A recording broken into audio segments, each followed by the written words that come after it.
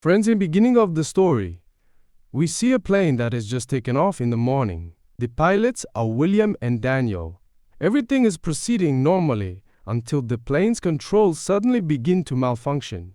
William contacts the control room and they inform him that the weather is perfectly normal and he should continue on his course. However, the pilots then see a massive storm directly in front of them. Everyone panicked and they realize they have no choice but to fly into it. They instruct all passengers to fasten their seatbelts. As they enter the storm, the plane is rocked by severe turbulence. The passengers are terrified, but the pilots manage to maintain control and eventually break through to the other side, feeling a sense of relief. William notices that the sky has become completely dark, as if it's nighttime. To calm the passengers, he claims, it's a special effect that occurs when flying over the Bermuda Triangle. Soon passengers discover that their phones and laptops have no network connection. The pilots also find they can't contact the control room. All radios are dead except for a single working radar. Meanwhile, a flight attendant named Cameron serves refreshments. Among the passengers are two historians on their way to London for research, and an elderly man who has been meticulously documenting every event in his diary since boarding. The pilots, confused by the empty radar screen, decide to descend. As they do, something appears on the radar. They look down and see numerous planes bombing a city below with buildings exploding. The passengers are shocked. The two historians, however, seem to notice specific details. Before William and Daniel can process the situation, they are surrounded by fighter planes. Using the radar, William manages to ascend to a higher altitude to evade an attack. The passengers begin demanding an explanation. Cameron tries to calm them, but a man named Michael becomes aggressive and grabs her arm. The senior flight attendant intervenes and forces him to back down. William and Daniel discuss their next move. William wants to descend again, but Daniel fears another attack. William points out that they are low on fuel and must act quickly.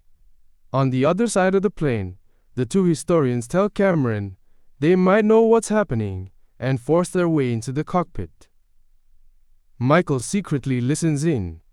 The historians explain that the planes they saw were models used in World War II and were decommissioned after 1945.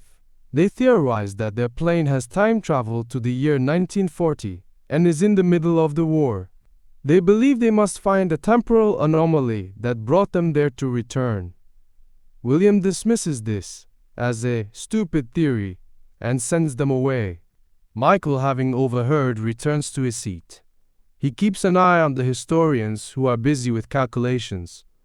William and Daniel repeatedly try the radio and miraculously make contact with a British soldier named Nigel. Nigel is suspicious, believing it's impossible to get a signal from that high up, and assumes they are spies. William tries to explain their situation, but Nigel is skeptical. When William asks for the date, Nigel replies, June 17, 1940, confirming the historians' theory. The historians join the conversation and, by talking with Nigel, are able to pinpoint their location over the spot where the British ship Lancastria sank. Nigel is stunned as the ship is currently still afloat in his time. He promises to inform his superiors and contact them again if the information is correct. Meanwhile, Michael reads the historian's book and grasps the situation. He stands up and announces to the passengers that they are in the past and have an opportunity to kill Hitler. While some are dismissive, others agree to join him in a plan to hijack the plane. However, two American soldiers on board confront him, stating that hijacking is an act of terrorism regardless of his intentions. A fight ensues with Cameron helping the soldiers subdue Michael and his followers. Nigel contacts the plane again. He confirms their information about the ship was correct and saved many lives. He now trusts them, but notes that some historical events they described are different, suggesting they are in an alternate timeline. Nigel agrees to help, but needs their exact location. The historians can only provide a rough estimate, so William turns on the plane's lights to make them visible. Unfortunately, Germans have been monitoring their communications. German fighter jets appear and open fire. William skillfully evades the attack. He performs a sharp dive, pulling up just before hitting the ground. The German planes, with their older technology, can't pull up in time and crash. However, two jets continue the pursuit, riddling the plane with bullets. Daniel is shot, and the landing gear becomes jammed. Unable to reach Nigel again, Cameron suggests asking the passengers for help. Trista, an engineer, and another passenger, Hector, volunteer. Trista manages to fix the mechanism to open the landing bay doors, but the gear itself is still stuck. Hector tells William he is needed in the cockpit and volunteers to fix the gear. He risks his life to dislodge the obstruction and succeeds. Back in the cockpit, William reestablishes contact with Nigel, informing him they only have 80 minutes of fuel left. Just then, two more German fighters attack, firing a missile that shatters the cockpit windows. William cleverly uses the radar to make the two enemy planes collide and explode.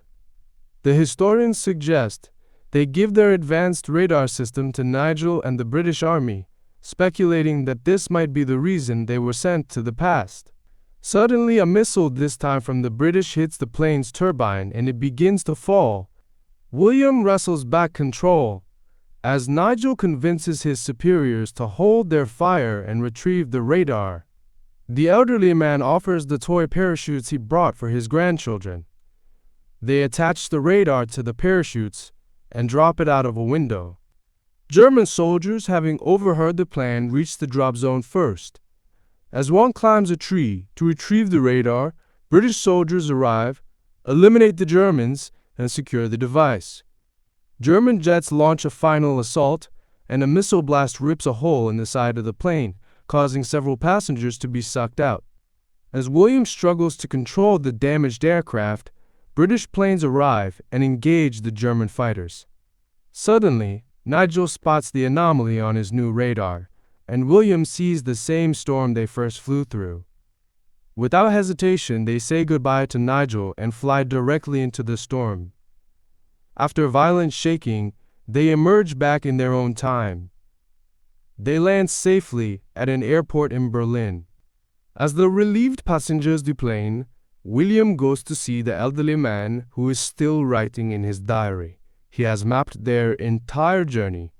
As he closes the book, William sees the name on the cover, Nigel.